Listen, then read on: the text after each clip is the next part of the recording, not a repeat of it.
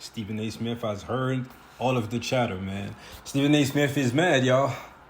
He took to his podcast to address all of the noise that he's been hearing surrounding the layoffs, and he feels like people are coming for his head and for his spot. So he went straight at Dan Batard, went at the haters, the old ESPN workers that are talking shit now from far away, and he also provided context about the layoffs. So check out what the man had to say, then we're going to come back and react.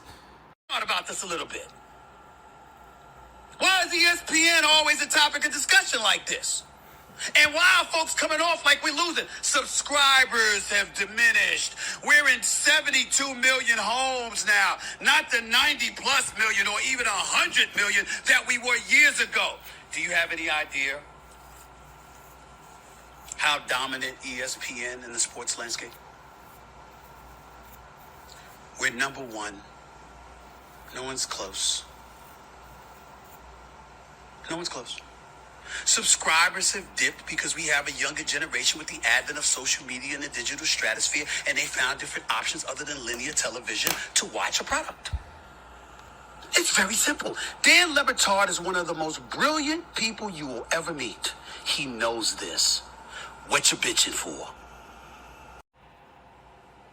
And I'm not just talking about First Take. I'm talking about ESPN.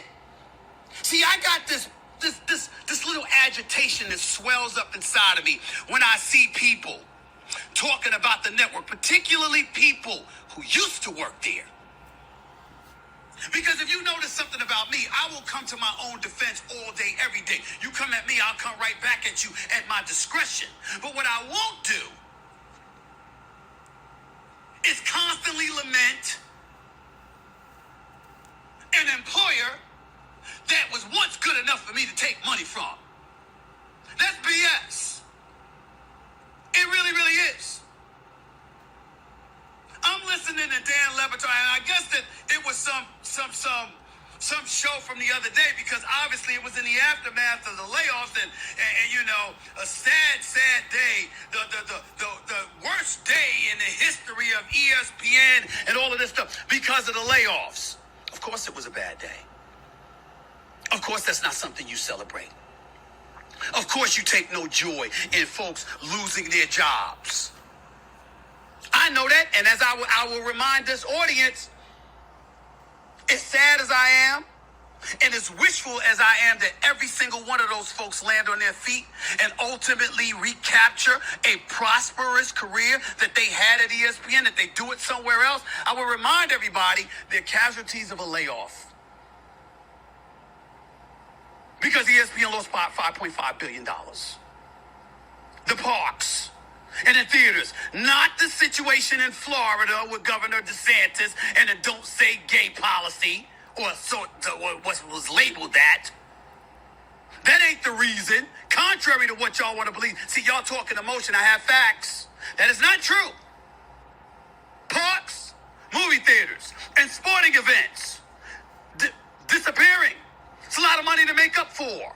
That's what happened. But y'all talk about, oh my Lord, I'm looking at, All right, so y'all heard what the man had to say. If you actually get the chance to check out the whole rant, he was all over the place going at everybody.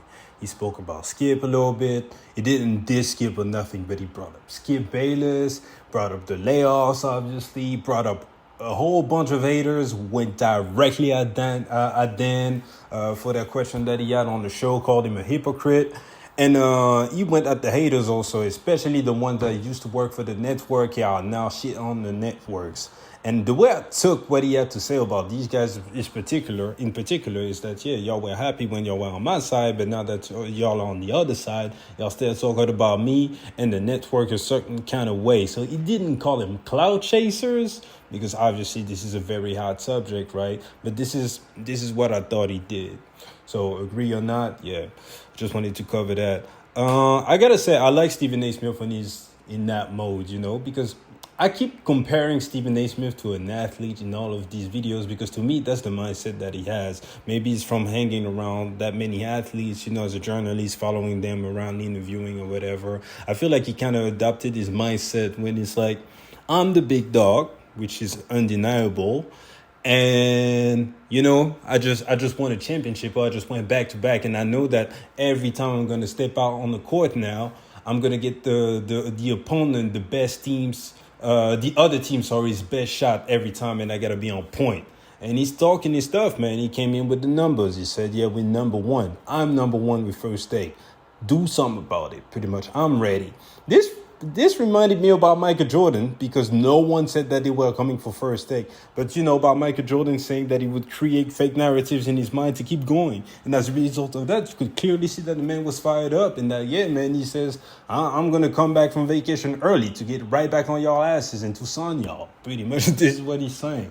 And I like this version of Stephen A. Smith, man, because it's entertaining at the end of the day. And this is what it's all about.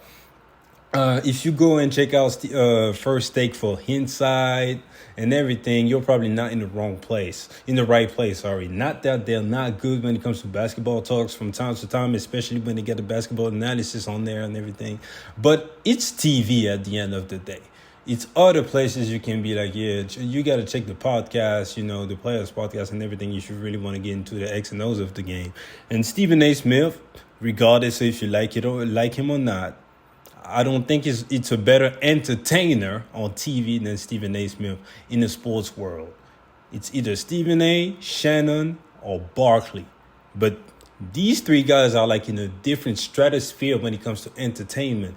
And Stephen A. Smith also has the numbers on his side, and the longevity, and the respect from his peers, although a lot of them seem to hate. And it was also very, very interesting that he got so candid about his quote-unquote friend Dan Le Batard for calling him out. So yeah, just wanted to cover the topic real quick. Get in the comment section and give me your thoughts, man, about the context that he was able to provide about the layoffs, about him talking his shit. Do you like Stephen A? Do you not? What's next for First Take and Stephen A. Smith? And yeah, I'll catch you guys later, man. Like the video, subscribe to the channel, and peace.